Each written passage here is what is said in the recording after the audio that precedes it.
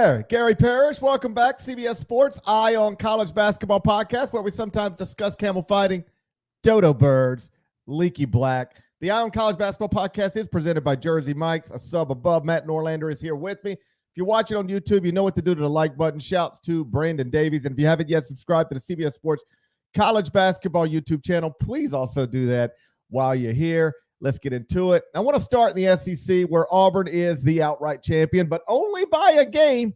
Only by a game, because after starting the season 27-2 overall, 15-1 in the SEC, the Tigers are now 27-4 overall, 15-3 in the SEC, because they're taking a two-game losing streak into the SEC tournament after losing Tuesday at Texas A&M and then backing it with a loss to Alabama this weekend. Final score, Alabama 91. Alabama 93, Auburn 91 in overtime inside Neville Arena. Mark Sears got the game-winning bucket at the buzzer, then stared down the Auburn crowd inside Neville. Norlander, this time last week, we both thought Auburn could lose its final two regular season games, plus its opening game in the SEC tournament, and still be the number one overall seed in the 2025 NCAA tournament. First question for you. Okay. Do we still believe that? Have we changed our beliefs over the past week? I think Grant Nelson's just ridiculous dunk on Cardwell, and then the crane, that might have changed my stance. What a play that was, in a weekend full of incredible moments, which we'll get to. That might have flipped me. I do think Auburn needs to lose its first SEC tournament game, and Duke needs to win the ACC tournament, and in that scenario, then we can have a conversation. I think it's really the only scenario, and I find it to be unlikely that that's going to happen, where Auburn's going to turn around and lose its first game in the SEC tournament, and Duke's going to win the ACC tournament. It's obviously thinkable, don't get me wrong, but I think that's the only possible scenario. So we might have been slightly ahead of the pace there, but I still think we're going to get to Auburn to be the number one overall seed. Where do you land? I think that's right. We were probably a little out over our skis a bit last week. Got excited, got caught up in the moment. It happens. Honestly, didn't expect to be having this conversation a week later. I know I said they can lose their last two regular season. I didn't think they would, all right? I didn't think they'd challenge me. I didn't think they would challenge my logic in such a dramatic way. I still think it, and this is what I wrote to lead the top 25 and 1. I still believe Auburn's going to be the number one overall seed in the NCAA tournament, if only because I don't believe Auburn is going to lose a third straight game. But, you know, the truth is the truth. That last week I said they could lose 3 straight games, go into the NCAA tournament, and still, for sure, guaranteed, be the number one overall seed. And I don't know if that's true anymore. Yeah, Duke is the most obvious one that could maybe pass them if it won out. But if Auburn were to lose its first game and then Duke wins the ACC tournament, yeah, we got a conversation we have to have. Honestly, I'll take it a little further than you. Okay. If Auburn loses its first game in the SEC tournament and Houston wins out, we might need to talk, at least look at it. Houston would be 30-4 overall. They've got 10 quadrant one wins already. Okay. We'll probably add at least a couple in route to a Big 12 tournament title. And then here's the other one, Florida, 27-4 overall. If they were to win out, they'd be 30-4. Mm-hmm. If they were to win the SEC tournament, they'd have it too. Yeah, they'd be 12-4. Tasty in quadrant one, and have a win over Auburn and have 0 losses outside of the first quadrant. I think if Florida were to win out while Auburn lost its first game, then we can have a conversation. But ultimately, I think for a week from today, when Adam Zucker is telling you who's the number one overall seed in the NCAA tournament, when he's doing that on CBS, America's Most Watched Network of Stars, I think it'll be Auburn. But it's more up for grabs than I anticipated it being. I think that's what I'm trying to say. For those watching live, you can see, flash that back up real quick here. If I had told you that Janai Broome was going to respond, you see the box score here, 34 points, 8 boards, 3 assists. Do you have 4 blocks in this one? Maybe 5 blocks. He had himself a really, really nice game, albeit in a losing effort. You would have thought that Auburn certainly would have won. The heavy narrative swings with both of these teams I find to be very intriguing. We had the huge number 1 versus number 2 matchup going in, ton of hype, and then Auburn took care of business on the road, and this one didn't have as much. It was obviously a must-watch game and one of the biggest ones of the weekend, and then as you see here, 93-91, Grant Nelson with the best game he's had all season, 23 points, including the aforementioned just phenomenal take to the 10 with alacrity.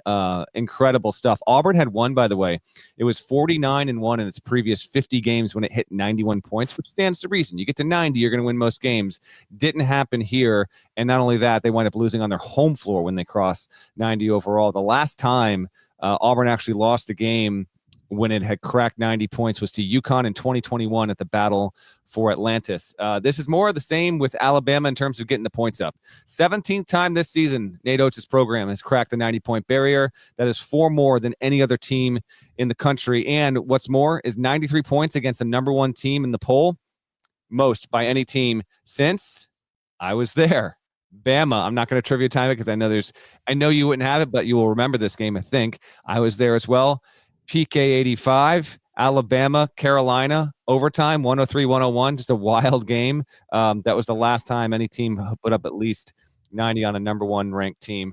Real credit to Grant Nelson for how he played. And Alabama's, I thought their presence in the interior was it was the key to winning the game. I mean, they really were physical down low in a way that they're going to need to be in order to win the NCAA tournament and maybe to win the SEC tournament. They've gone 3-4 down the stretch, which I know you're aware of. GP doing the top 25-1 and trying to figure out. I'll tee you up on the tide here in just 1 second here. But 3-4 down the stretch with actually, let me remind our audience, like Bama fans, you're aware of this, but just a refresher on what Alabama had to do over the past month. Home to Auburn, it lost. At Mizzou, it lost. That's a top 20 team. Home to Kentucky, it pulled out the win. Home to Mississippi State, it got the win. Then at Tennessee, obviously we know how it lost a week ago. Home to Florida early this week, couldn't pull it out. And then at Auburn, they get the win. That's a loaded schedule. And for most teams, like 3-4, you don't want to just take it, but it's completely reasonable that it went this way. We're getting to a bunch of teams here that are on that 2 line and in the running for number 1. But for those listening after the fact, we'll get to the results later. But the poll question is, which team, that's in the 2 seed equation right now, do you think has the best chance to win it all? It's Alabama, Michigan State, Tennessee, St. John's. We'll get to all those teams. But I thought that Alabama's performance here, I said it on HQ in studio on Saturday, to me, the result, well, I know we can make something about Auburn, and I think you'd agree with me here.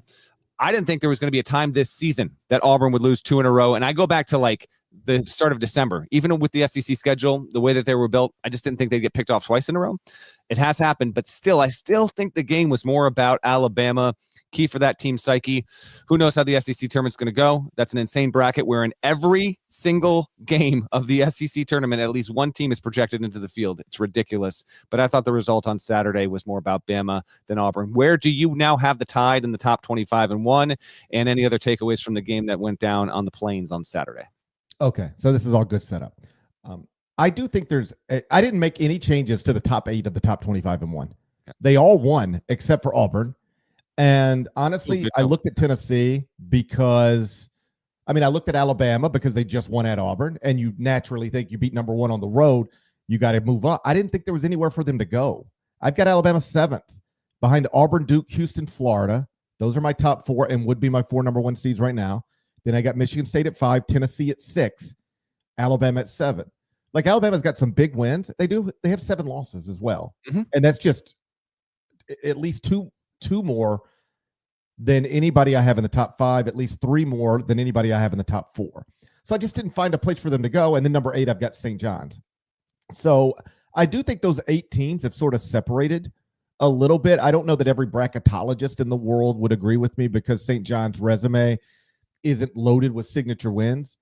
But like, if that team is 30-4 on Selection Sunday, outright Big East champs and Big East tournament champs, like you can't get caught up on 4 quad-1 wins if you're the selection committee. I don't. No, they will be. I said it on HQ.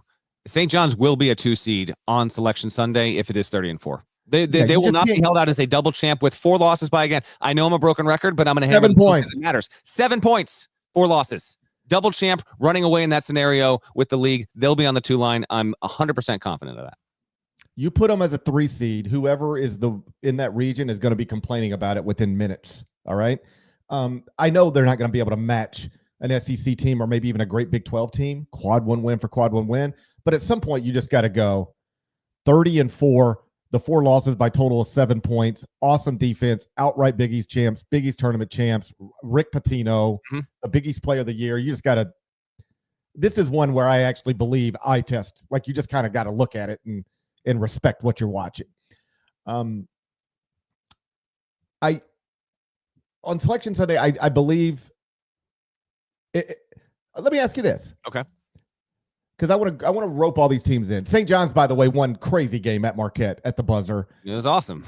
It was awesome. The way they won it was vintage St. John's. I mean, RJ Lewis missed the three. Then it looks like Marquette. This isn't even in the overtime session, let alone leading up to that point. And I think everyone watching in real time, except the freaking St. John's players on the floor, think we're going to double OT in Milwaukee. And then lo and behold, it's Kaderi Richmond, who had the first triple-double since Ron Artest for St. John's. He pokes it free. Zuby Ejiofor, Johnny on the spot, gets it off in time. And it was for a St. John's team that played the play. We talked about that on the show. They played their guys. Yeah. The only thing they're effectively playing for, and it does mean something, they're playing for a hope to get to the 2 line. That's what they're playing for. Everything else didn't matter. They get it done. Get to Marquette a little bit later. That was a really, really impressive win. And by the way, those 2 results in particular, buzzer beaters among 2 teams that are national championship contenders, and to get it on the road with just across the board. Lewis had 28 points, Richmond with a triple-double, Ejiofor with the winner. Cam Jones on senior day. Cam Jones, again, I enjoy watching this dude play ball so much, but there's only so much that he can do. 32 points, 9 boards, 7 assists, just a great, great performance. And it wasn't enough, and Marquette has not beaten an NCAA tournament team since January 3rd. Oh, by the way. So I know I really took that thread and pulled on it, but that was Saturday was tremendous, and it got off to a really great start early, in particular with what went down between the Johnnies and Golden Eagles. Yeah, just a terrific finish there. All right, so St. John's is, I think they went out. They got to be a 2. If you make them less than that, you're not respecting what you're watching. The other one that I don't think we've touched on in any sort of detail yet, but that won again today on America's Most Watched Network, that's Michigan State. And that's another one where if they were to win out, what do you do with them? Outright Big Ten champs, Big Ten tournament champs, they'd be 29-5. They'd have 14 or 15 probably quadrant 1 wins. Like that's one where here would be my prediction right now. Auburn is a number 1 seed one way or another. Duke wins the ACC tournament, is a number 1 seed. Hold on. Pause it. Did Duke lock itself into a 1 seed? Yeah, I think so. I think so as well. I think it can lose. And in that scenario, it's losing to a Wake Forest or North Carolina most likely.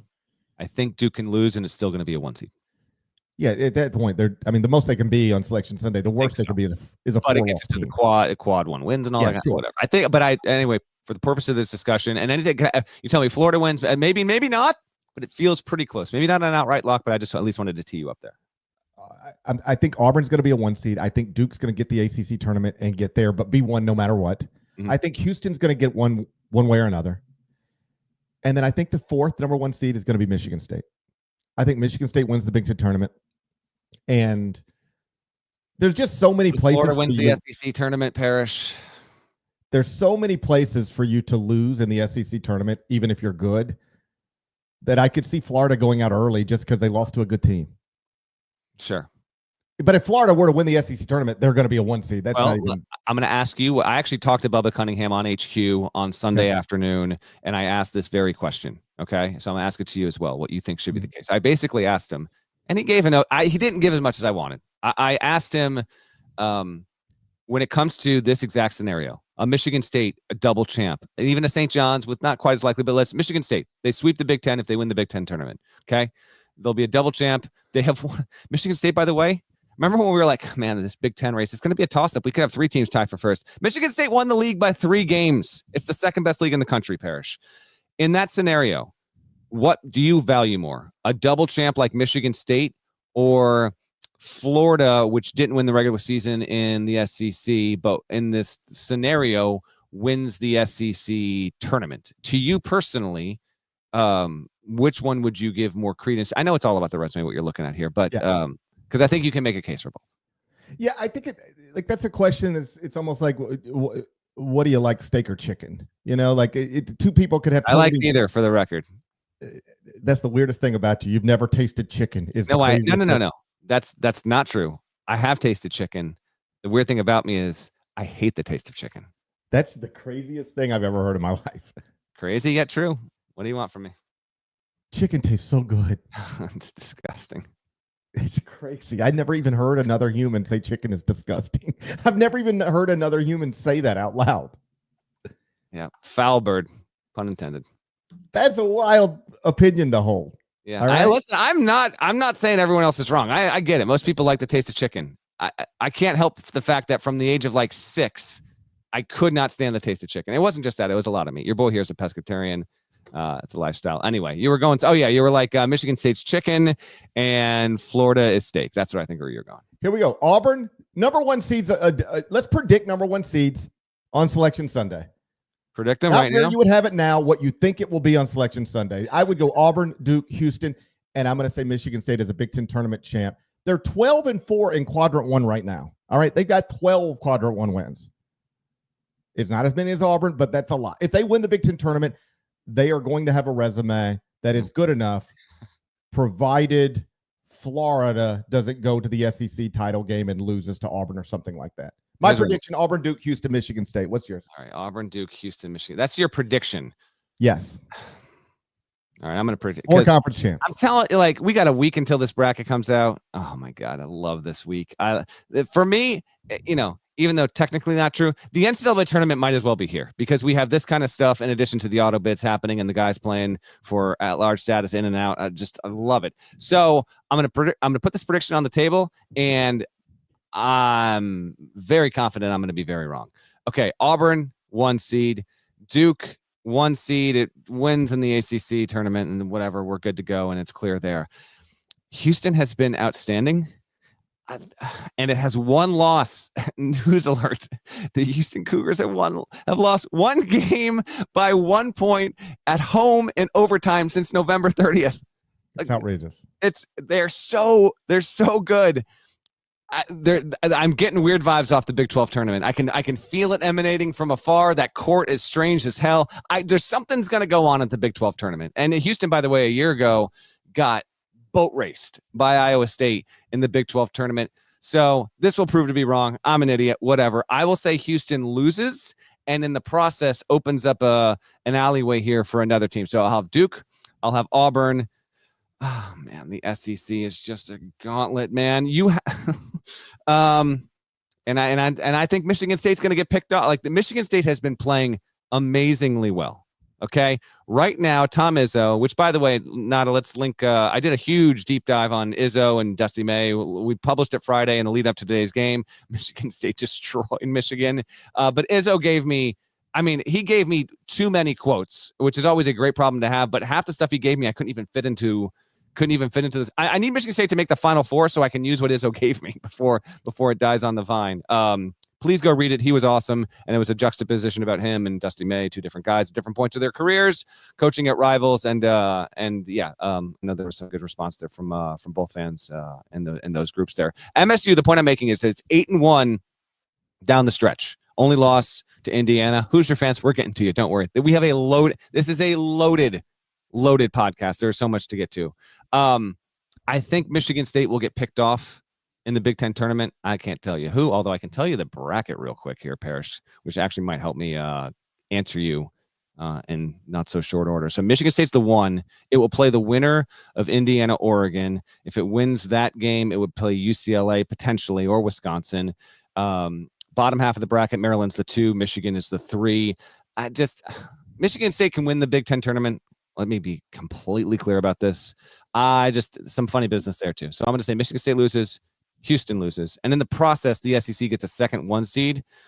And with that, I'm looking at this SEC bracket right now. If you got Michigan State and Houston both losing, yeah, I'm going to say need a third SEC team. Maybe. Well, that's the other thing is that what I asked Bubba Cunningham about on Sunday on HQ is I said, how much do these conference tournament results actually matter? That one, he did not give me nearly a satisfactory answer. He was like, every game matters. Every game counts. I would like to believe that. But at this time of the year, I don't want to say with increasing frequency, I feel like some years it hits more than others. In the SEC in particular, we get to the Selection Sunday and we're like, wow, it looks like what happened in Nashville over the past 4 days didn't matter whatsoever. The SEC, for whatever reason, that seems to be more consistent than any other league. But I did ask him about that.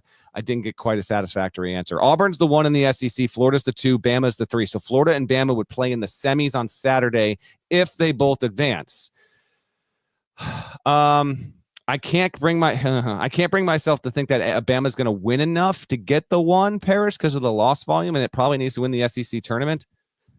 Oh God, I could be bold as hell and just say Bama wins the SEC tournament. Although, GP, if Bama won the SEC tournament, would it shock you whatsoever to discover that it still didn't wind up on the one line on Selection Sunday?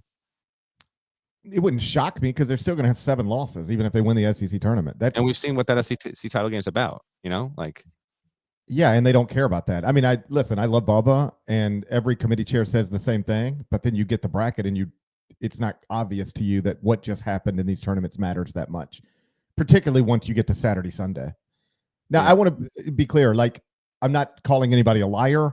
I'm just saying it feels like every single year we get the bracket and we say, I can't believe this team is seated here. It seemed like they would be a little better given that they just won this game Saturday night or Sunday morning. And then somebody else will say, yeah, but they don't really pay attention to Saturday night and Sunday morning. They're just trying to get the bracket done. That is a common conversation every Selection Sunday, and I assume it will be this one too. All right, I'm going to buck up and just give you the answers. Auburn, Duke, F I'll still go with Houston. And then, you know what? Maybe it's recency bias. There's something Bama, I can't get off, but I don't think they have enough to get there. And if I think Michigan State's going to lose, it's not going to be on the one line. But I think Auburn's going to beat Tennessee. So I'll say Florida's the 4th one because I think Auburn will beat Tennessee in the SEC. I think Auburn, this is going to be, and I'm sure Auburn fans have talked themselves into it. I genuinely believe it. I think losing back-to-back games to end the regular season is going to kick their ass in gear and put them into the SEC championship game at minimum. Whether or not that has carryover into them making the Final Four, we'll see. But I think that Auburn is going to return to form post-haste and at least make the Elite Eight. And losing to Alabama the way that it did, I think, will benefit the Tigers. Need to, because they haven't been good. That's the other thing. They didn't just lose 2 games. They've had some really glaring deficiencies in those 2 games. Trivia time. What do you think they ranked in adjusted defensive efficiency in this 2-game losing streak? So Tuesday through today, where do you think Auburn ranks nationally in adjusted defensive efficiency? I'll say 94. 188. Okay. 188. Can't guard nobody. And that was, I think the final possession was symbolic of that on some level. Mark Sears. By the way, 94 times 2 is 188, so I was halfway there. They're playing like a 2-man game, LeBaron Filan and Mark Sears. Sears gets the ball and almost fakes a dribble handoff. And it looked like Denver Jones either wanted to switch it or hesitated just enough, and Sears just gets to the free throw line easy. Nope. And then it's just a high percentage little floater for him that he hits all day. You can't give up that shot. And they gave up that shot pretty easily. So I still trust Auburn. I'm going to believe in what I've watched for 4 months, not what I've watched over the past week. But they've got some stuff that they've got to get fixed. One last thing on these group of 8 teams, then we'll move on. Okay. We mentioned Michigan State knocking out Michigan earlier today on CBS. There was a little controversy at the end of it where Michigan State was shooting free throws. 2 Michigan players were standing back on the Michigan State logo. Let me ask you this. Did you know in real time this is a thing that you cannot do? Because it wasn't clear to me what was happening in real time. And then I was reminded, well, Michigan State players kiss the logo on the way out, and the Michigan players are standing on the logo. Get off of our logo so we can kiss our logo. That's what that was about. Yeah. And it was not clear to me. And Dusty, I don't know if you saw the post-game press conference, said as much after the game. He was like, are we not allowed to stand at midcourt when they're shooting free throws? And then they were like, well, it's a tradition. And he's like, okay, I didn't know. I didn't know. All right. Gotcha. That's good rivalry stuff though. Trey Holloman is not afraid of anyone. And he really went after him. And then, listen, this is just good. This is good for the rivalry. Michigan State, Izzo continues to largely own Michigan over the course of his career. That's detailed in the story. Johnny Orr was the last time a Michigan coach in year one went to Michigan State and won, by the way, and that's going on almost 6 decades at this point. I didn't know. I knew it was a thing with the kissing when it happened. I didn't know what it was about. I didn't put 2 and 2 together, and then quickly you realize. And that's a really, really cool tradition at Michigan State, by the way. Love it. And yeah, why not? Get a little feistiness. Michigan, oh boy. Although I think a lot of people are going to start to fade Michigan, which I think is picking the Wolverines to the Sweet 16, matchup dependent, might work out okay for you. We'll see, because they're an easy team to fade right now, but the way they run a lot of their stuff, they might benefit from getting some fresh meat out of the Big Ten. But that was Parrish. I'm all for some good, healthy confrontation here and then, and that rivalry is underappreciated. And yeah, let's have a little bit of feistiness. I got no issue with it. Yeah, it's possible that the way Trey Holloman interpreted that is they're effing with us right now. Right? The other guys didn't even know what was going on. Yeah. Or let's be fair. They're playing it's dumb. Possible they were effing with them. Yeah, they're playing dumb or they're effing with them. And either way, I'm for it, regardless. Either way, it was like I didn't mind it. And what I liked most is that while you watch the players, take it up here, then very quickly the coaches bring it back down. And I think that's important. Like, I don't know that coaches should be escalating these things as much as they should be. And just the visual was good.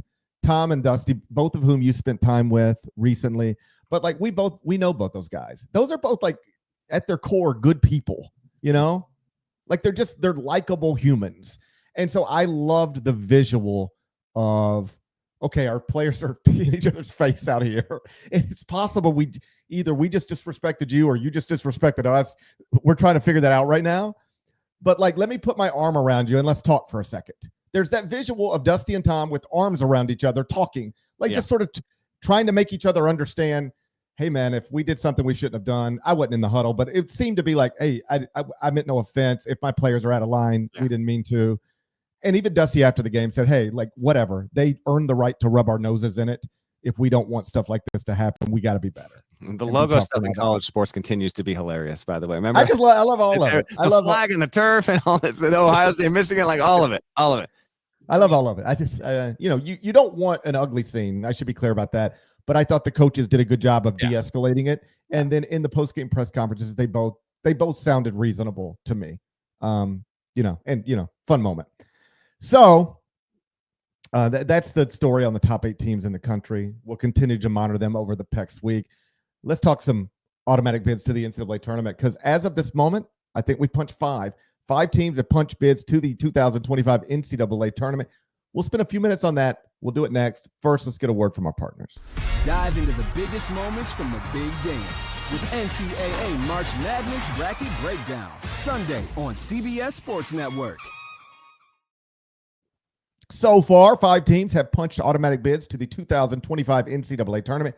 Let me run you through them.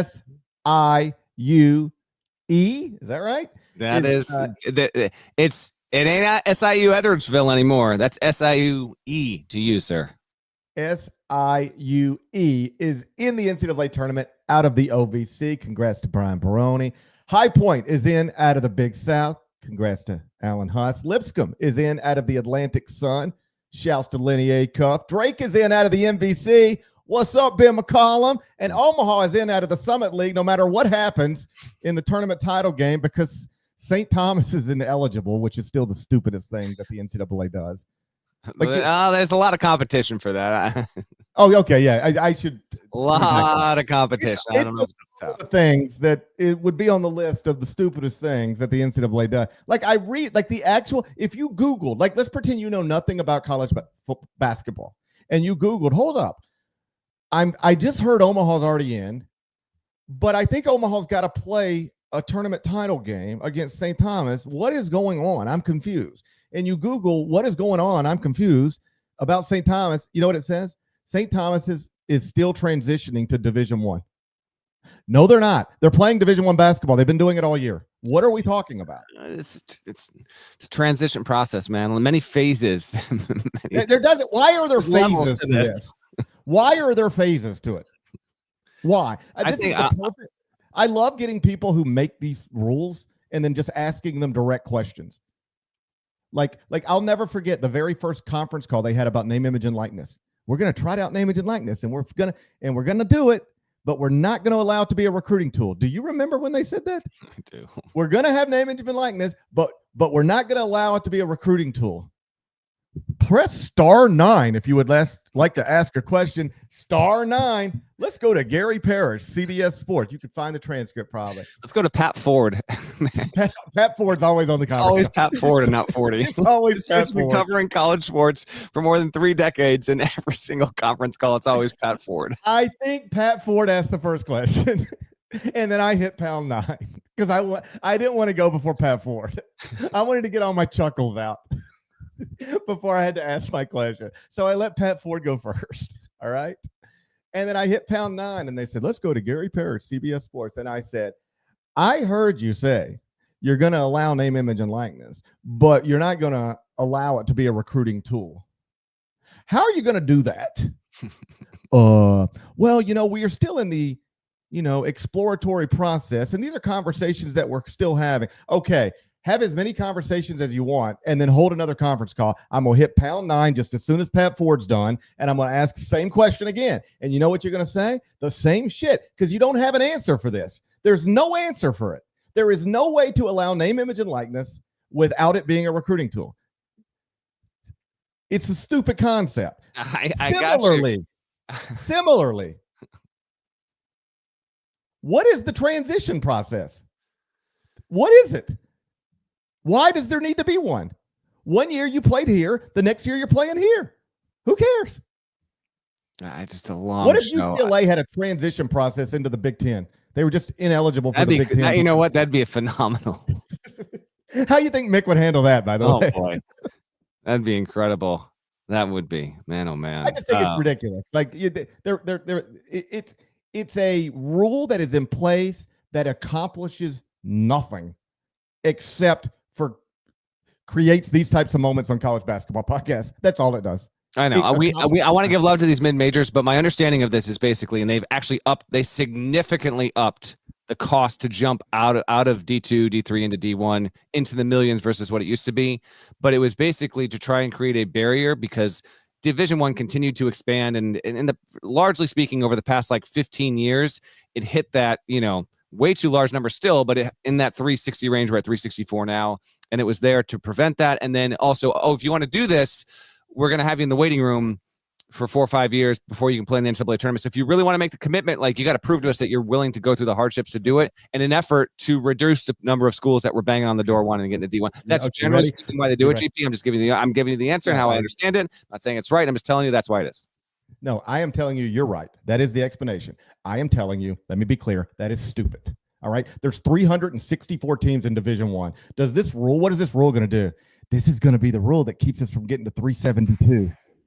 Ooh, we really need it because it'd be a shame if we went to 372 instead of 364. Who cares? I gotcha. Let's give some love to these schools. Okay. 5 schools, 5 conferences. I want to give love to St. Thomas. All right. Absolutely. The Tommies. That's actually, it's a basic moniker, but I kind of like it. The St. John's Johnnies, the St. Thomas Tommies. We should be having Tommies versus Johnnies, shouldn't we? Hey, we might get it. Let's start with Drake. They won on CBS earlier today, NBC tournament title game. I know you talked about it on HQ. We had talked about it on Inside College Basketball earlier in the week. Would Drake have an at-large case if it needed an at-large bid? And to quote that's out the window. Well, I'm just I'm thrilled that this is not a topic that we have to wait a week to find out. It's actually refreshing to see that they went in. Bradley's a good team, and they thumped them, and they're banging through. And it's not something we have to sit and wait on. That's all. Right. So it's a little bit like this is just sort of what popped in my head. Once upon a time, a hip hop artist, a rapper, won album of the year or whatever, and the acceptance speech was, people wanted to know what I would do if I didn't win this. I guess we'll never know. Mm-hmm. And this is sort of like that. Would the committee give Drake an at-large bid? If Drake, I guess we'll never know. They got the automatic bid. They're 30-3, 17-3 in the MVC. First year under Ben McCollum. He's now won 12 straight conference championships. All right, 11 straight at Northwest Missouri State.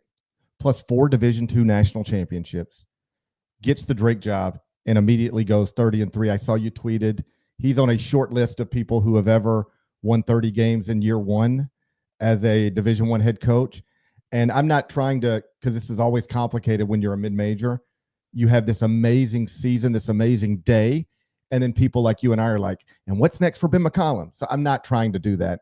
If Ben wants to stay at Drake forever, awesome. This is the guy I would be looking at if I got a high major opening. You know why? Because he never loses. Yeah. And all that stuff about, but he's never recruited at the high major level, never worked at it doesn't matter as much anymore, and maybe not at all. As long as you have NIL money, it's like being a general manager in the NBA. Like we don't talk about NBA general managers or MLB general managers as like, but do they have enough relationships? We just say, do they have enough money to get things done? If so, if they're competent and good, they'll be able to get it done. If there's one thing, and I knew very little about Ben McCollum this time last year, but having followed this story, read everything that's been written about him, this guy is an amazing basketball coach. There's just no way to argue otherwise. And somebody, if they want to, will have an opportunity to hire an amazing basketball coach. And the reasons that used to come up with to maybe not give a guy like this with this background a big boy job, I don't think those are real reasons anymore. This is somebody I would be looking at because, again, 12 straight conference championships at 2 different schools. That's incredible. Yeah, maybe he may well choose to stick around in Drake. And frankly, seeing coaching superstars or stars on the rise like this do that, it's kind of cool to see. But he is quite clearly going to have some options here once Drake season's end. And I know I poke fun at this because people love to say it on TV, write it in stories, put it out in tweets, do it in podcasts. And sometimes it's true. Sometimes it's just something we say. I mean it. You do not want to see Drake in the. You do not want to see Drake if you're a high major team. You don't. You do not want to see this team. He took 4 dudes from his D2 team, brought them up to D1. One of them is Bennett Sturts, who's been one of the best players in the country this season. Incredible story, man. What they are doing, and I love watching them play. I don't know where they're going to get seeded. Personally, I'd love to see a team that won at the level that they did consistently enough. I'd like to see him rewarded with a 9 seed. I don't know if it'll happen. And the idea that Drake, if it beat its 8-9, had to face a 1 seed, to me is, oh, I love it. Something tells me with the resume looking at it, they might squeak in as a 10. I think 11 would be unfair for what they've done. Whatever. We'll worry about that when we see where they're seated on Selection Sunday. That's just my personal opinion. But watching them play, it's a ton of fun. And I think maybe he's not even a dark horse anymore at Indiana. We'll see where it goes. I think he should get a look if you're Indiana. I don't know if Iowa will or will not open. He is coaching in the state of Iowa right now. If you are the Iowa athletic director and you're wondering if your program needs a reboot in the later years under Fran McCaffrey, who wants to come back, you know what? Look at what that guy's doing in your state right now. Keep an eye on that, in addition to some other spots. And listen, we're not going to turn this into Coach's Corner. We got carousel stuff to get to in general, but you brought it up. At least wanted to acknowledge that. I did post a list. Here are the names of coaches. Their first year they ever coached in men's D1 as a head coach. Bill Guthridge has the record with 34. Tommy Lloyd had 33. Bill Hodges at Indiana State with Larry Bird at 33. Brad Underwood at Stephen F. Austin, 32. Steve Prohm at Murray State. We'll get to him before the end of the show. He had 31 back in 2012. Jamie Dixon at Pitt, 131. And then the 30-win names are McCollum. Brad Stevens at Butler did this in 2008. Stan Heath at Kent State in 2002 when they made the deep run in the tournament. And then 1945, John Warren at Oregon. Who doesn't know that? Good on Drake. Here's a nugget for you as you get ready to wonder what you're going to do with them in your bracket. Only 2 teams this season have allowed 50 points or fewer at least 6 times. Houston at 9 and Drake with 6. They're also only the 2nd team ever to win 3 straight MVC tournament titles. The other one was Southern Illinois back in the 90s, and they did it with 2 different coaches. This is actually the rare example of a mid-major program making the NCAA tournament 3 consecutive years with 2 different coaches, and in the process of doing that, winning at least 25 games in all of those years. So what's going down at Drake is really, really special. That's not a first-time dancer, though. Who is SIUE Omaha because of the St. Thomas stuff that we talked about before, and High Point. Lipscomb's in for the second time. They win the A-Sun. There was that North Alabama game. Really, really fun stuff right alongside the MVC Championship on CBS. But the first three teams into the tournament are teams that had never been there before. SIUE, Omaha, and High Point. They are teams 333, 334, and 335. In the history of the NCAA tournament back to 1939, there have now been 335 teams that have been in. And for SIUE, it's a really cool thing. There was a great moment where Brian Baroni in the post game, he had someone. Did you see this? Yes, it's great. Someone hand him I think I sent you the video. You know, we're gonna do this in real time. I think it's like a 25-second clip. Not if you have the video. I'm going on faith, and if not, I'll tell you what happened. Now to play the video of Baroni afterward, and if not, I'll describe it. Here we go. 6 years ago, I put this above our locker room door. 6 years ago, right? 6 years ago. So proud of you, man. We did that 6 years ago. It's been hanging above our locker room door. People didn't think we were going to be able to do it. But that dude did right there. That dude right there, believe me, we talked about filling the corners in our arena. We did that. We talked about hanging it. We're going to break this right now. Because we've been waiting 6 years to use these scissors right now. And I'm proud of it, okay? Because of the kind of culture we have, the kind of guys we have. And I'd never seen something like that before. Kind of cool. Like, you know, before it happens, and if you weren't watching or listening after the fact, he's got a pair of scissors, like old school metal shears. And until you do it, it can seem pretty corny. But then when you do it and they bust open, like break in case of emergency, Saturday night wasn't they broke it open. They used those scissors to cut the net.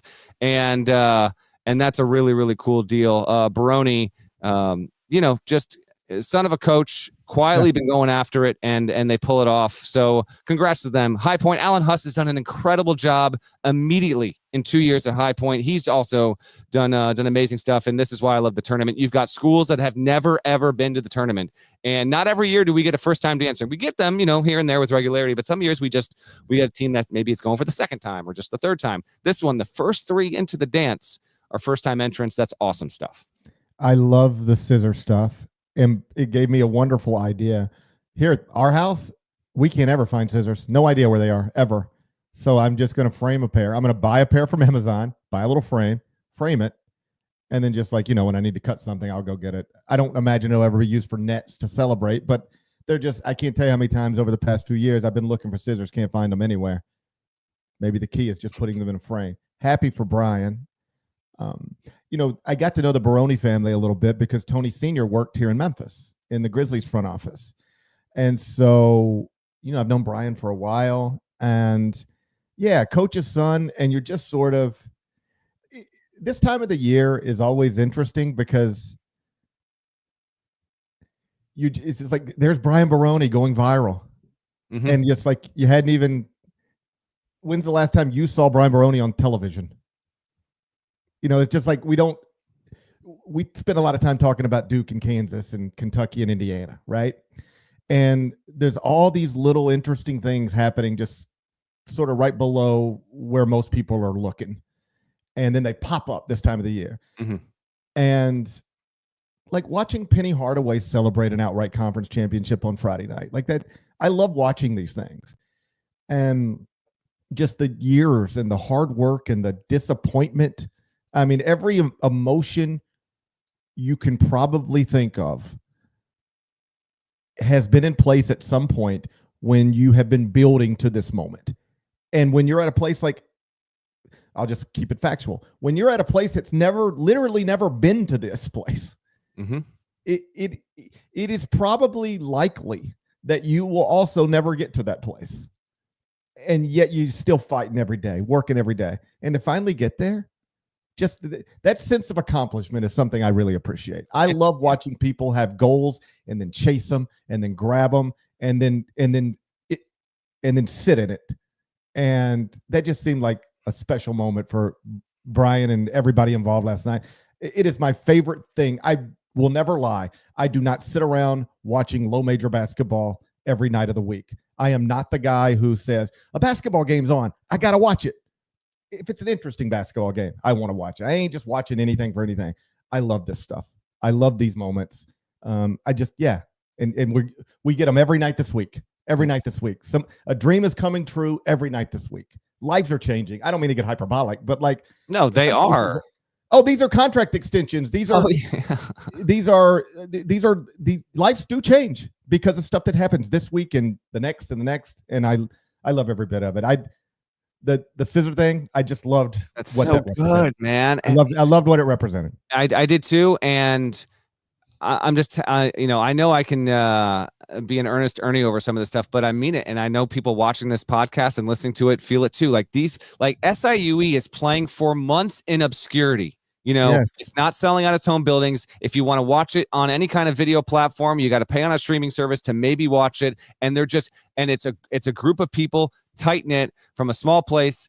If I polled every single person listening to this show right now and told you to get within 30 miles of Edwardsville, Illinois, how many could not even get close to it, right? And the idea that they have lived this existence for months and months and months, and then they get their moment on national television, and you can see it in their faces and their body language. And yes, the other side, when the losing team, this is why the tournament is special. I'll harp on it every damn year. It's why it's the perfect size. You don't need to expand it. You don't need to rip a single auto bid away from a low major conference, because we get the best possible outcomes and visuals, everything tied to the tournament. The way that this whole thing is built is so special, and I could not agree with you more. When I saw, as ridiculous as it is, when I saw Brian Baroni sit down in that post-game interview and say, "Give me this," and you see, I knew what it was before he said it. When I saw the scissors under glass in a box, in my mind, I didn't know a thing about it. I was like, I actually thought he put those things at the start of the season. He put them in when he got the job 6 years ago, when he was promoted and had been waiting and waiting and waiting. It is kind of Ted Lasso-ish. Who cares? It's cool as hell.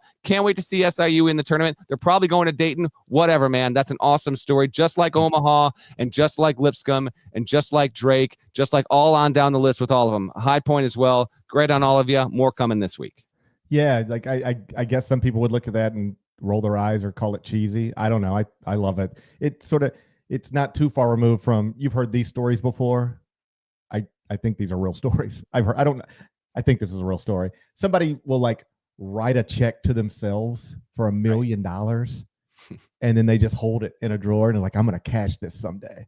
And then you get to pull it out someday and go deposit it. Like that's a sense of accomplishment. Like I set out to do this and I did it. That's what those scissors represented.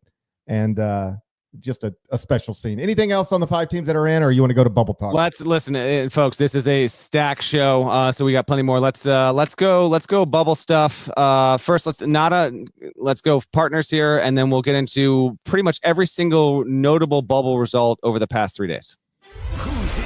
Who's out? Let the madness begin. The NCAA Men's Basketball Championship Selection Show on CBS and streaming on Paramount Plus. All right, Norlander, bubble talk. I'll let you lead it. Take it where you want to go.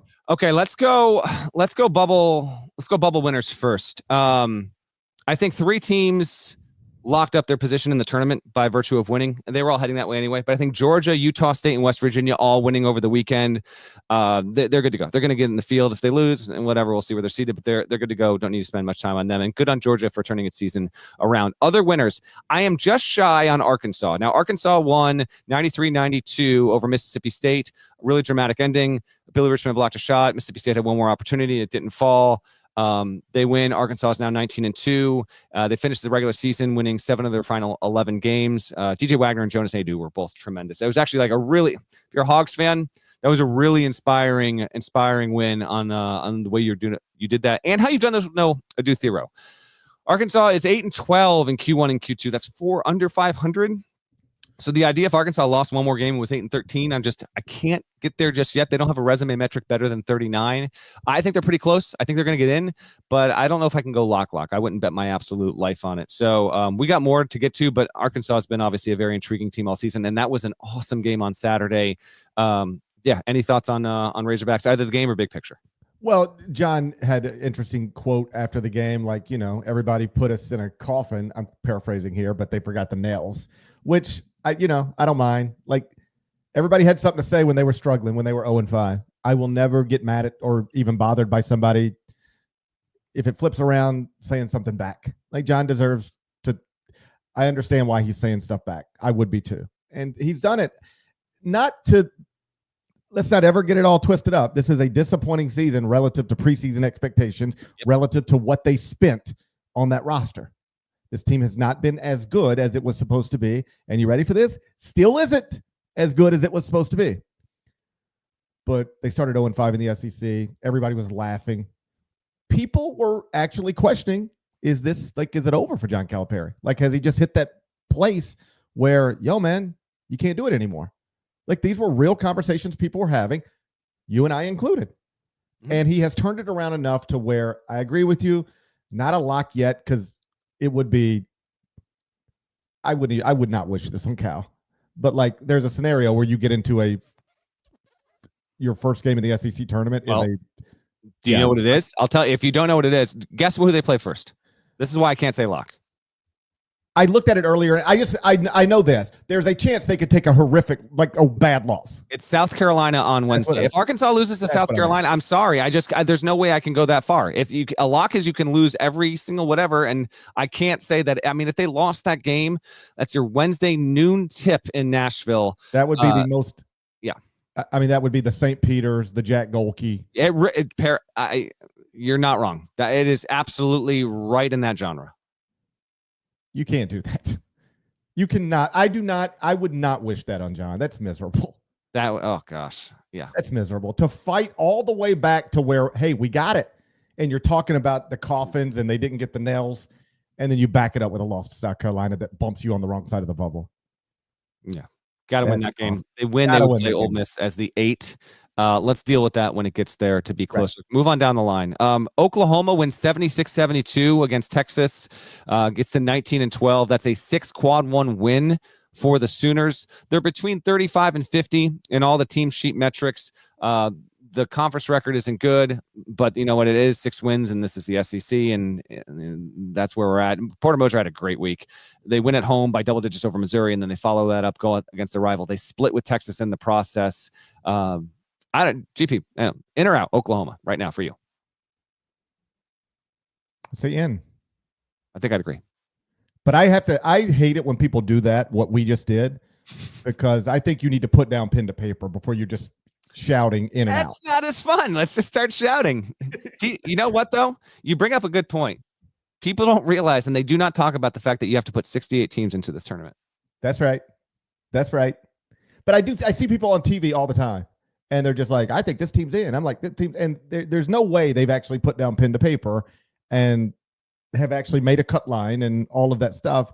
And I think I'm putting down things like, yeah. I'm putting down pen to paper right now, by the way. I'm doing this. Pen. Here's my pen. Here's my CBS logoed. Here we go. Pen to paper. I'm doing it. Okay. I don't have a pen. I'll just use my notes app. That's the same. Your phone. I rarely use the notes app, and that just does not hit the same. I know. I'm talking to somebody, and they were like, well, let me look at, I got it down in my notes app.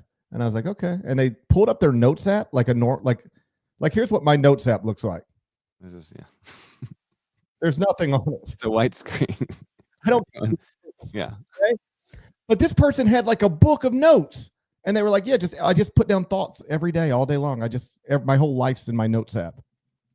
And I couldn't tell whether I'm crazy or they're crazy. Which one do you think it is?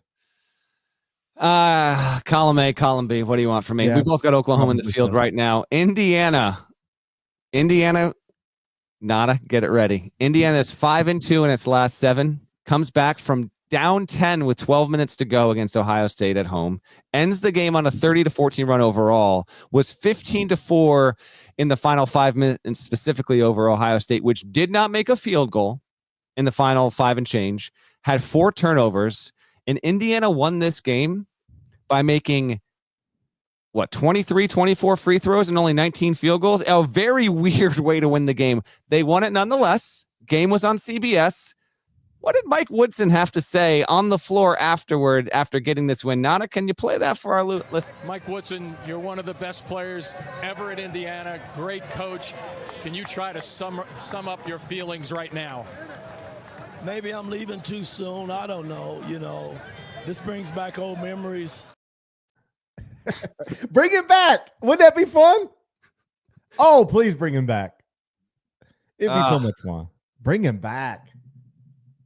Give him one more chance. Can't you give him one more chance? That was something right there on the floor. Maybe I'm leaving too soon. I don't know. He wants to say it. He wants to say it. I don't have the Leo. I'm not leaving. I should have had it on the board. I'm not effing leaving. Oh, man. Good on him. Good on the, what, Indiana fans, in all seriousness, you got to be living, even if like that for about 5 minutes had you a little shook, like, wait a second, this isn't going to happen, right? You know you're getting a new coach, and you're looking good heading to the NCAA tournament. Now, I can't go lock status. Indiana plays Oregon in the 8-9 game in the Big Ten tournament. Now, that's a quality opponent. With a loss, just allow for the bid thievery. We don't really know. Let's just keep an open mind on that. Indiana right now is 52 in the net. Its average metric rating is 41 for resume. It's 50 in predictive. It's 9 and 12. See, when I get to like 3, 4, 5 games under 500 in Q1 and 2 combined, I got to pump the brakes just a little bit. So Indiana, you're doing well for yourself. An Oregon win, there will be no doubt. But a nice win for you over the weekend. I got a few more here, but you got any thoughts on the Hoosiers? Be hilarious. They hire a new coach, miss the NCAA tournament next season, and we can sit here and be like, I mean, they had a guy who went to 3 NCAA tournaments in 4 years, including last season, and they just told him they didn't want him anymore. So, those are always fun. I don't wish that for Indiana, but as you bring this up, it's entirely within the realm of possibility that exact thing happens. Unless it's Ben McCollum. You hire Ben McCollum, he's going to win the conference. Over. Then you're winning third. Then you're winning the Big Ten. It's over for Tom Izzo. I'm glad Tom got his 11th this year. You bring in Ben McCollum, it's over with. Ben McCollum going to run. It took Tom Izzo decades to win 11 Big Ten titles. Ben McCollum going to do it in 11 years. 4 more bubble winners before we get to the negative side of it. Xavier has won 7 in a row. It has gone from 14-10 to 21-10. It's a 5 seed in the Big East. I will be there on Thursday when it faces slumping Marquette in the Big East quarters. It is a win and in situation as far as I'm concerned. Average resume metrics right now at 48.7. You need that to be better. It's 9-10 in quad 1 and quad 2. There isn't a bad loss on the schedule. Fascinating deal here with Xavier. Certainly like a vintage, right on the cut line, dancing on the bubble. Either or, how you looking at it depends. And then 3 more here. San Diego State beat Nevada to get to 21-8. It faces another bubble winner, although this is distant stuff here. Colorado State's got to win more. However, Colorado State beat Boise State on Friday night, is the Mountain West 2 seed. CSU is 22-9. It will play San Diego State on Thursday in the Mountain West tournament. So that is an intriguing head-to-head game there. Colorado State needs to probably make the Mountain West tournament championship game. Then we got to stop and evaluate. I think, I don't know. They got an intriguing resume overall. They got the win. And then in the realm of Drake here, UC San Diego is 28-4, has a win at Utah State. It won the outright Big West championship over the weekend there. If UC San Diego gets to the title game of the Big West and loses, we can have a conversation. That record's gaudy. They're like a top 35 KenPom team. Another awesome mid-major. Those are your bubble winners. Any thoughts on any of those 4 before we go to the other end of it? As long as we're putting 68 teams in this, I would love to put teams that have win totals like that San Diego team, but I'm not optimistic that they're going to be able to get there if they don't get the automatic bid. Right now, they lose before Selection Sunday. Can you get them into the bracket? I don't know that you can. They have 1 quad 3 loss, 0 quad 4 losses. They are 3-3 combined Q1, Q2. It will be tough for them to get in. They would actually, I have this. Hold on, let me give you this note here.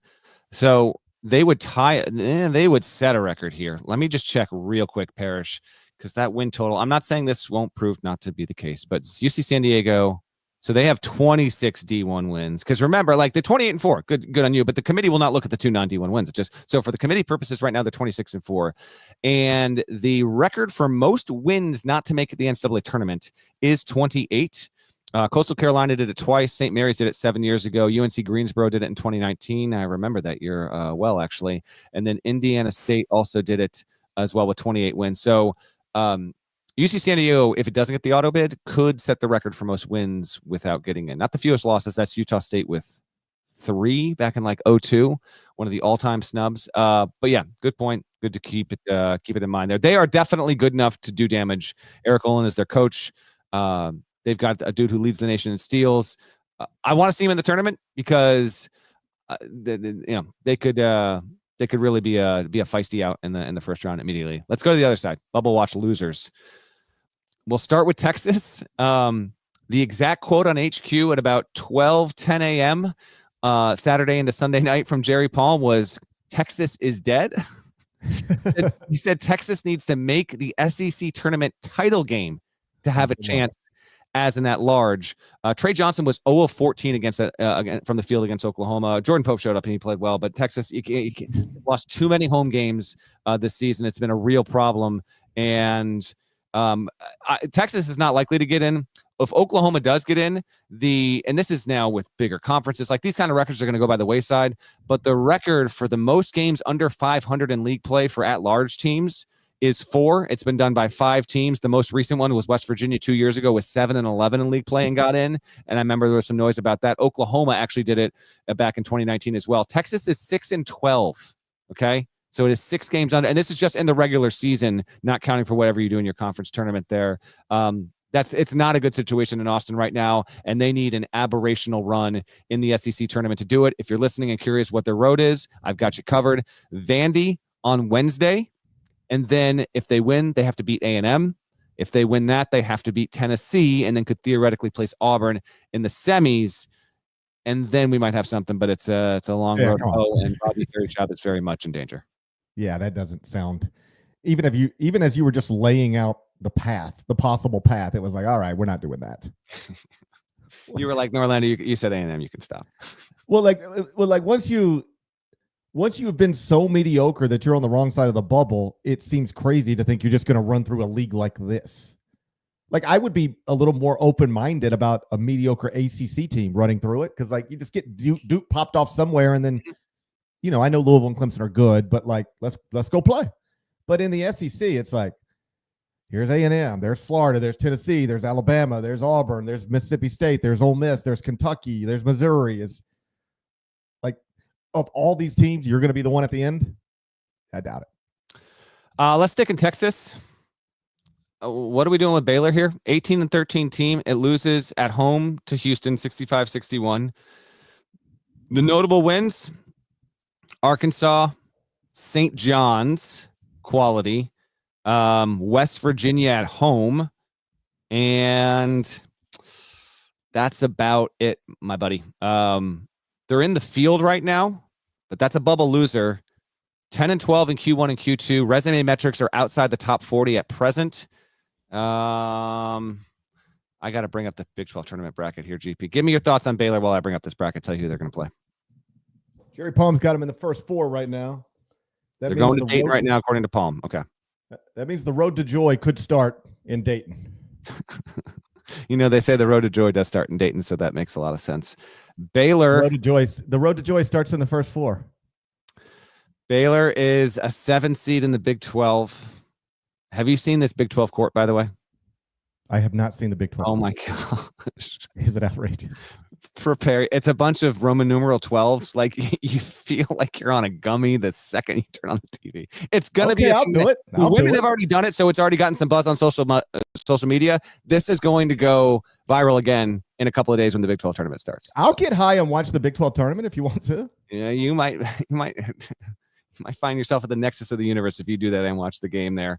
Toss on some dead while you're at it. Baylor's the 7 seed. It will play the winner of Arizona State, Kansas State. Don't lose that game. And then if it wins, it gets Texas Tech. Just keep an eye on Baylor, folks. Definitely a letdown season. Let's keep it moving. Carolina loses to Duke. The situation hasn't changed. Let's talk the game real quick. They're going to have to beat Duke. They have to beat Duke in order to get into the tournament. It's now the 5 seed. It needs to beat the winner of Notre Dame Pitt. Notre Dame won in 4 overtimes against Cal, by the way, on Saturday. So Carolina's got to be probably Pitt. Probably Wake. For all I know, it will be Pitt. and then it would play Duke in the semis of the ACC tournament. 111 quad one. It somehow is 28th in BPI, but it's near 50 in resume metrics. Much more to do. RJ Davis was really having a moment there Saturday. Like, it actually felt for about 20 minutes of real time. I was like, hot damn. Carolina really might do this. Like, they might give us a really cool kind of plot twist here heading into the postseason tournament, pull off a quad one win, get themselves into the field. And instead, if you were watching the game, Malik Brown had 2 made triples the entire season. He hit 2 in the second half to match the season total. That felt like backbreakers. And one of them, he was so wide open, it looked like Carolina was just daring him, Parrish, to shoot it. He hit it. It was cash. It was almost like Duke was messing around on the playground, and then at a point it was like, not going to happen. Like, we're better than these guys, and we're just going to straight up knock them out of the building. They did. It was a 29-10 run over the final 12 and change. And so Duke went Duke, and Carolina went Carolina. I don't suppose we have more to say on UNC, but I'm giving you the floor to do so if you want. Yeah, they're in a tough spot, obviously for tournament purposes, but I just think broadly speaking, it's the program's in a tough spot right now. There was a couple of moments that I don't know if they went viral, but they went enough to where they popped into my timeline and I saw them. There was a moment on game day yesterday morning where Jay Billis is talking about North Carolina's resume. Did you see this? I did not. No, I was at my guy's little game there, so I did not catch game day. Okay, yeah, we had baseball practice yesterday, so I was actually watching Zuby Ejiofor on a MacBook. There we go. Sitting on the bleachers at a youth baseball field. So we were experiencing this stuff the same way, at least part of the day. So I think Jay's talking like right now, Carolina's 1-11 in quadrant one. This time yesterday, they were 1-10. So Jay says something like, Carolina's 1-10 in quadrant one, but the thing you have to realize is, 7 of those losses are against top 25 teams, and game day is at Carolina. And Carolina fans are like, yeah, they start applauding that. And it's like, wow, we've reached the point where Carolina fans are applauding their quadrant one losses, right? I mean, that's a real thing that happened. Jay was like, but the 11 losses, most of them are to good teams. And Carolina fans were like, yeah, we lose to good teams a lot. We lose to good teams a lot and bad ones infrequently. And we'll do it again. And they did. And we'll do it again. And then they did it again. And then there's the moment last night. There's 2 women. They look like students. I saw it. That was very NCAA tournament pep band flute girl Villanova. Yeah. Like, there was a lot of that energy that was coming off the screen there. And I'm not a lip reader, but other people are. And so thank God for lip readers. What will we do without lip readers? I think we'd be all right. God, we'd probably be all right, but we'd be all right. I like them. I'd rather have them than not. Respect and admiration to the lip readers. I think we'd be all right. I think we'd be all right, but I'd rather have them than not. There are plenty of people I'd like to remove from this earth, but if you leave it up to me, I'd keep the lip readers. I like them. All right. I like what they give us. So these 2 women are talking, but we don't have mics on them, so we need lip readers. This is exactly why we need lip readers. And apparently one of the women in tears. First off, I just think it's funny that people cry at basketball games. Hey, listen, don't hate the passion. People get invested. I know, but like, how invested could you be to cry after watching your school lose for the 11th time in a quadrant one opportunity? How invested could you be at this point? Well, we saw just how invested. So she's crying, and then she apparently says, according to the lip reader, she says, well, at least they tried hard, which is like... That's what I said at my kid's game on Saturday. This is North Carolina basketball. To be honest, it was rec. Let's be clear, it's rec ball. He didn't try hard? They destroyed the other team. They destroyed them. And we weren't keeping score or anything like that. So they did try hard, and they got the win. By the way, shouts to Dan Schulman. I was on the HQ desk doing highlights and stuff, so I did not hear this in real time, and no one has sent me the clip yet. Did you hear it? He called out, he did the pod reference. He did as the crow flies. I didn't hear it. If he said it, I did not hear it. My apologies. I was juggling he not a only million said it, different he things. texted me at a commercial break, and it was like, it's done. I was like, thank you. Appreciate that. He's the best. He really is the best. He is the best. We appreciate you, Dan. A couple more losers. Nebraska is done. Nebraska was 16-8 and is now 17-14. It's not even going to the Big Ten tournament. It's out. Iowa walked into Pinnacle Bank, just like Minnesota walked into Pinnacle Bank, just like Michigan walked into Pinnacle Bank, just like Maryland walked into Pinnacle Bank. I don't like it. Just like USC walked into Pinnacle Bank, just like Rutgers walked into Pinnacle Bank. They all walked in, got a win, and walked right out this season. They all walked into Pinnacle Bank. GP Nebraska fans, apologize, but you're done. You're toast. You're not going to the tournament. Big bubble loser. I don't like it. I don't like anything you said. Well, facts over feelings here. At least they tried. A couple more. Ohio State was a loser, 17-14 now, 4-6 down the stretch, by the way. We'll play Iowa. Speaking of, they will play Iowa. So Iowa's going to try and kill off another Big Ten team's NCAA tournament. Fran McCaffrey, he might be going out, if he is indeed, he might be going out with a vengeance here. If Ohio State beats Iowa, it would then get Illinois and then Maryland in the Big Ten tournament. I think the Buckeyes need 2 wins minimum here. Diebler better Diebler, like he hasn't Dieblered before. Otherwise, Bucks are they might be playing in that crown thing. That's just atrocious that they're playing in Vegas. If you haven't looked it up, don't. Boise State and VCU both lost as well. Boise State 83-73 to San Diego State. It's now in a must-win game against SDSU in the Mountain West tournament. Or is it SDSU? I don't think so. Hold on. Yeah, faces SDSU. Yeah, that's right. And then VCU. They've got, what's interesting about them? They lost Friday night to Dayton, and they lost at home. So they're 25-6 GP. They're 7-5 in Q1 and Q2. Their net is 31. Their quad 4 losses to a Big East opponent in Seton Hall, but they don't have a win over a team in the field.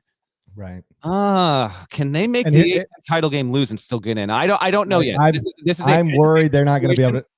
Yeah. I'm worried they're not going to be able to take a loss.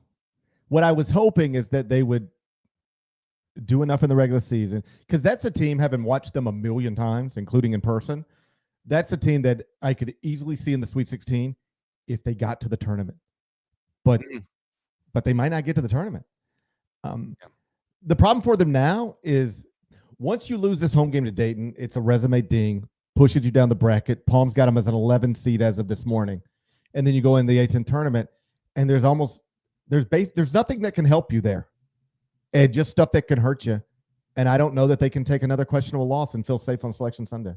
They might have to go win this thing. Before we get to, I'm going to do a little carousel stuff before we get out of here. Those are all the bubble results. I'm going to read off all of these. These are the notable games that we haven't touched on. You just tell me which to you means the most. Illinois beat Purdue on Friday. Illini have won 3 straight. Purdue is 2-5 in its final 7. Kentucky beat Missouri and tied the all-time record for most top 15 wins in the regular season by any team ever, with 78-79 Duke and 92-93 Indiana.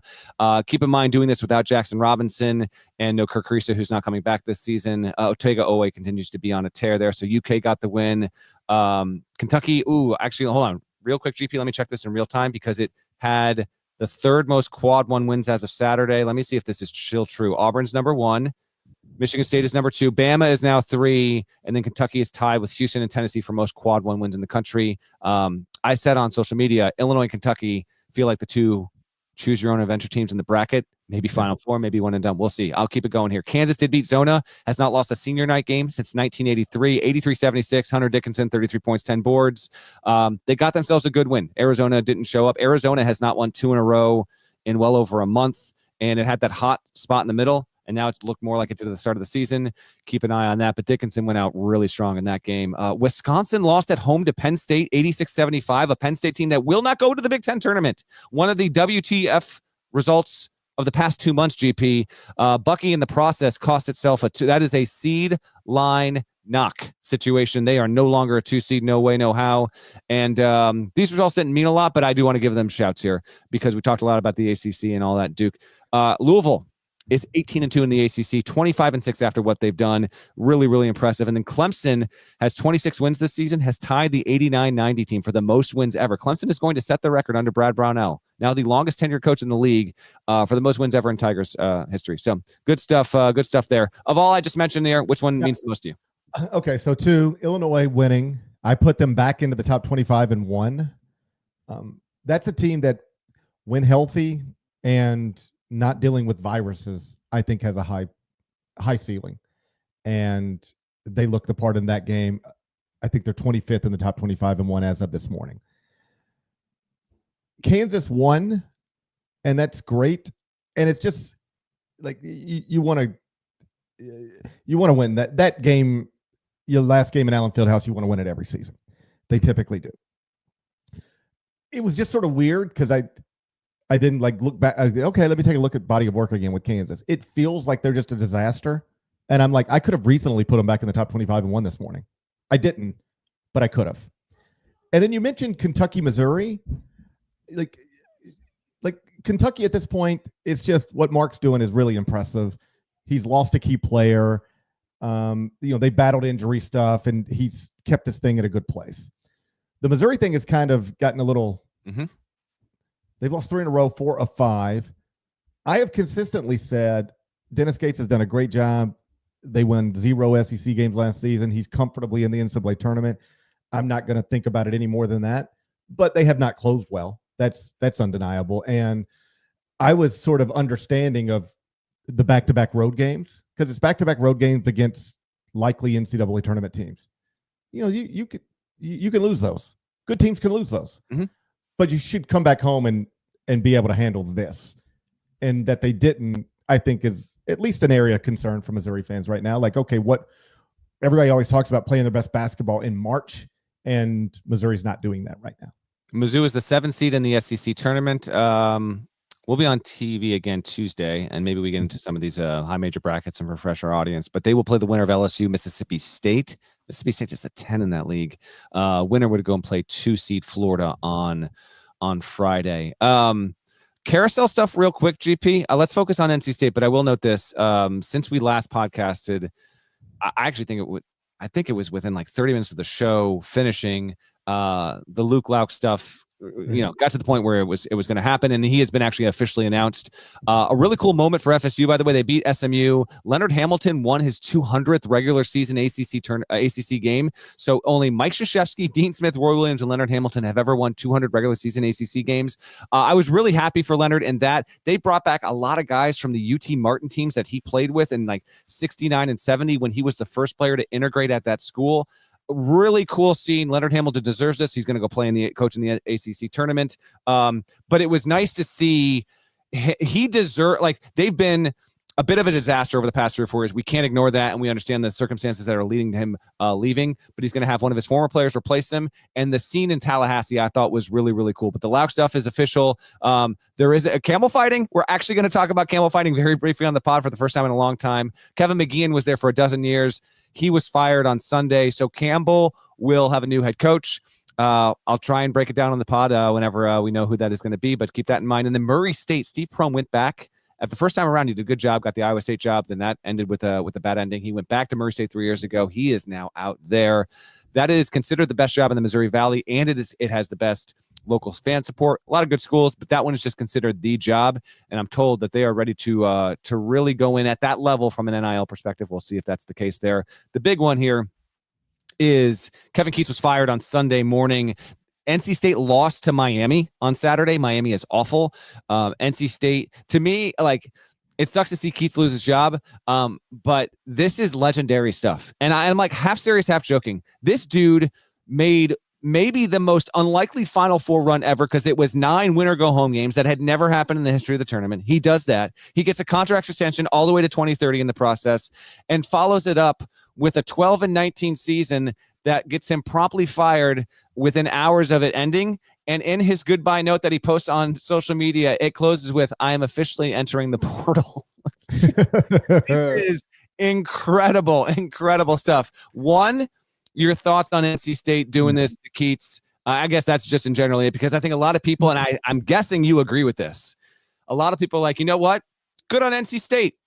The Final Four run, that was an awesome thing, an all-time memory. We'll always have DJ Burns, but we're not going to let the fact that we went on an aberrationally hot run affect the future of this program. We're not going in the right direction, and we're not going to be beholden to a guy for another year or two just because we have to, because of a contract. They're going to pay nearly $8 million to buy him out. Feels like the right moves for NC State. I want your thoughts on what went down in Raleigh. Yeah, without speaking on Kevin as a coach, I don't want to make this personal, but it seems pretty clear NC State reached a point where they decided they wanted somebody else to be their head coach. And once you decide that, you should do it. You should do it. If I can interject real quick here, please. I got this on the record last year when I wrote the NC State Final Four story. Like, he was getting fired if they did not have a run in the ACC tournament. This was going to happen. Staff members under him were preparing for it with stuff in their life. And then lo and behold, they make the NCAA tournament and then they make the Final Four and everything changes. So that's the backdrop to what GP's laying out there. Well, this is not too unlike what I talk about with interim coaches. If you have an interim coach that you really believe should be the next coach at your school for the next 10 years, hire him, promote him or her. Fine with me. What I think is idiotic is when you have an interim coach who you believe is just holding a place. Like, we never wanted to be here, but now this guy's holding a place. And then he wins. And you still can't really envision him as your coach for the next 10 years, but you feel compelled to give him the job because he did a good job on an interim basis. That's a mistake. Hire people you believe in, keep people you believe in, remove people that you don't. Kevin Keatts spent 8 seasons at NC State. So last season was year 7, and around this time of the year, in year 7, his bosses had decided they did not think he was the guy for the job anymore. And then he won some games, and it was an amazing story. But guess what? It should not have changed the big picture. And I'm not saying what they should have done is fired him last year. That would have been except that would logically make more sense to me than keeping him 3 more years because of something that randomly happened in 2024. In other words, I did not campaign for this because I wouldn't have it. It'd just been a weird thing to do.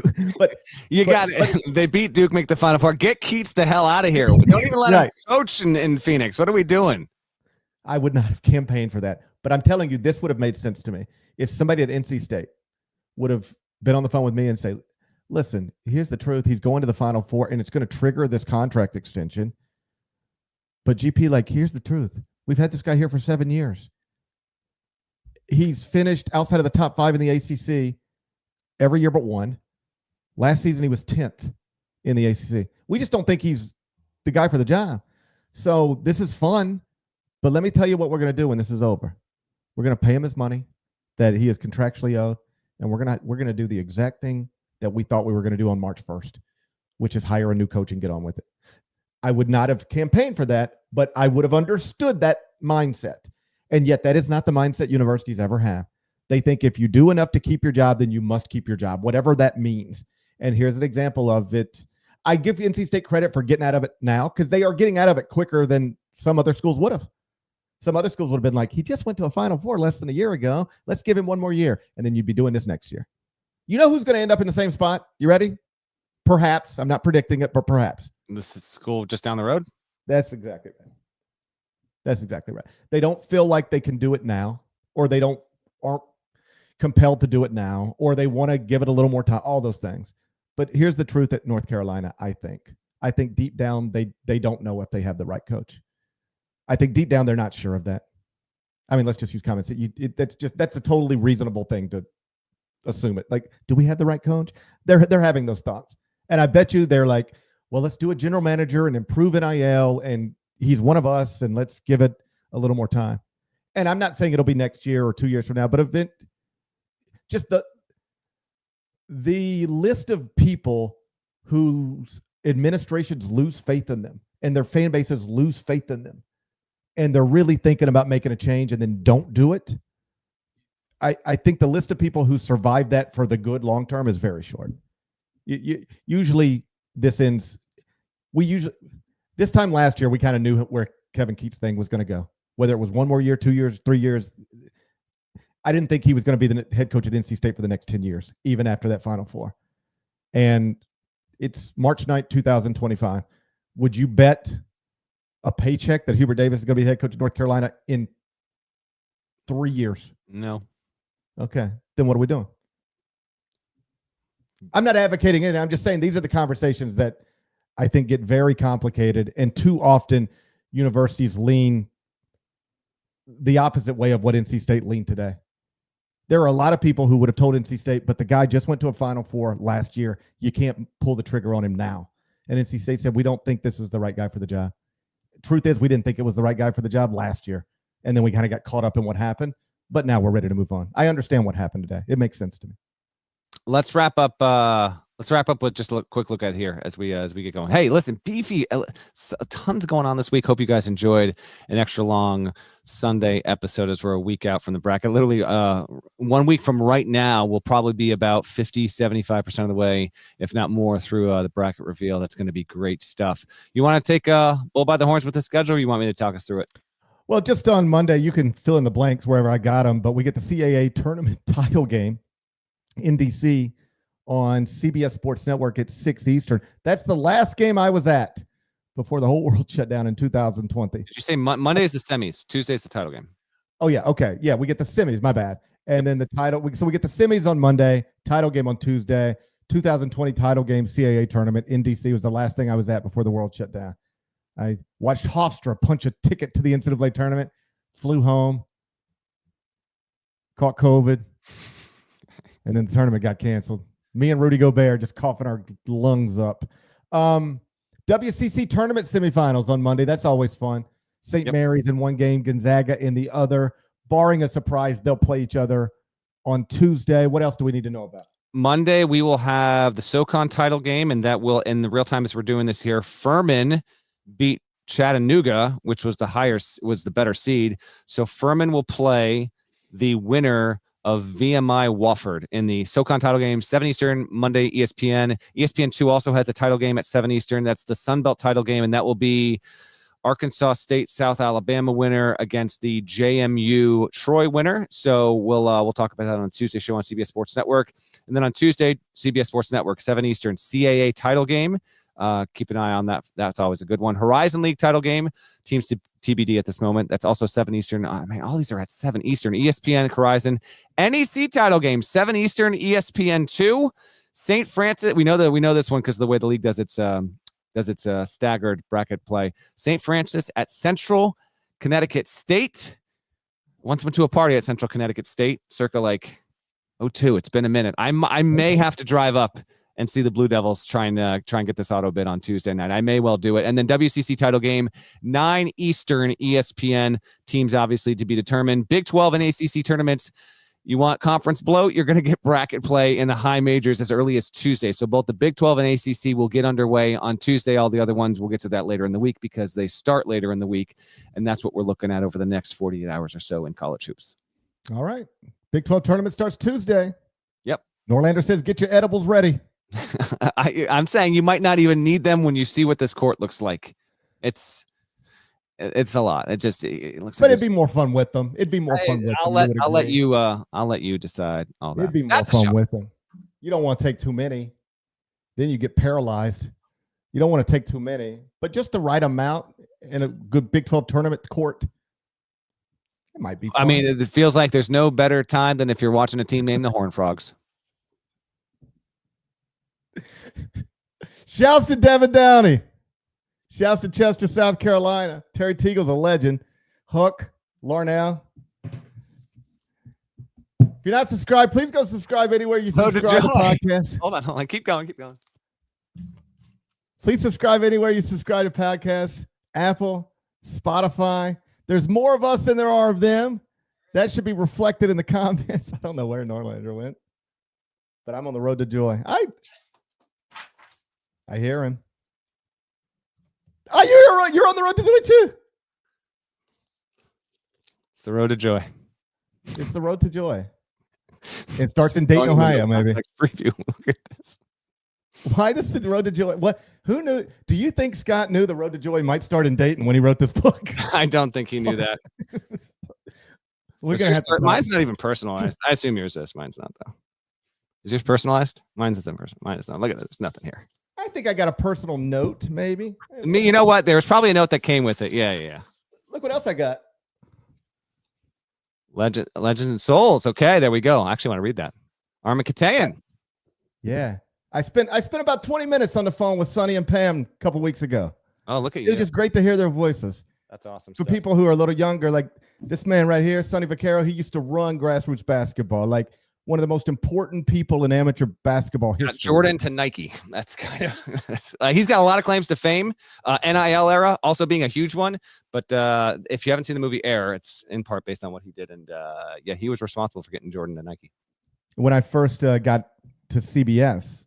I mean, one of the things you do, I mean, every July you go to the ABCD camp in Teaneck, New Jersey. You go to Sonny's ABCD camp, and then you go to Sonny's event out in Las Vegas, and there's Sonny and there's Pam, and they were big fixtures. Now they're obviously retired, living peacefully out in California. But it was just great to just hear Sonny's voice again and talk to Pam. And I got the book, and I'm looking forward to diving in. Let's get out of here then. All right, so here, let's update on the schedule. Yeah. Tuesday, 1 o'clock. Eastern, CBS Sports Network. No, 12:30. I think, yeah, actually, as you're saying this, I think we are on air a half hour early because there might be soccer programming. So if you watch us live, 12:30 Eastern on Tuesday on CBS Sports Network, that episode obviously will hit the feed later in the afternoon. Right. So 12:30 Eastern on Tuesday. We'll be back on CBS Sports Network. And then Wednesday morning, back right here on YouTube, the Eye on College Basketball Podcast. We'll talk to you then. Till then,